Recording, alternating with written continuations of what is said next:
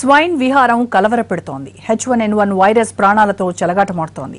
తెలంగాణలో జనాన్ని పొట్టన పెట్టుకుంటోంది. ఇప్పటివరకు గాంధీ ఆసుపత్రిలో 5 చనిపోయారు. అటు ప్రైవేట్ ఆసుపత్రుల్లోనూ స్వైన్ లక్షణాలతో చేరుతున్న బాధితుల సంఖ్య పెరుగుతోంది.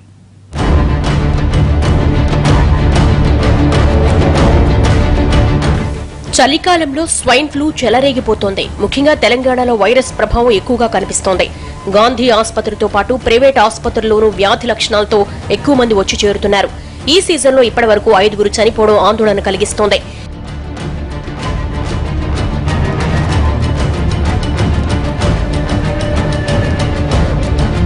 ఇద్దరు చిన్నారులతో పాటు 5 స్వైన్ ఫ్లూ ఉన్నట్లుగా నిర్ధారించిన గాంధీ డాక్టర్లు వారికి స్పెషల్ వార్డులో ట్రీట్మెంట్ ఇస్తున్నారు.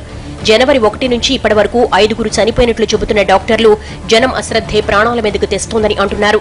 లక్షణాలు కనిపిస్తే ఏమాత్రం నిర్లక్ష్యం చేయకుండా వెంటనే ఆసుపత్రికి రావాలని సూచిస్తున్నారు.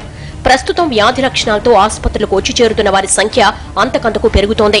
ఇలా వచ్చిన వారికి స్వాబ్ టెస్ట్ చేసి పాజిటివ్ అని తేలితేనే ప్రత్యేక వార్డుకు తరలిస్తున్నారు డాక్టర్లు. మరోవైపు బాధితుల్లో చిన్నపిల్లలు కూడా ఎక్కువగా ఉండడంతో ప్రభుత్వం అప్రమత్తమవుతోంది.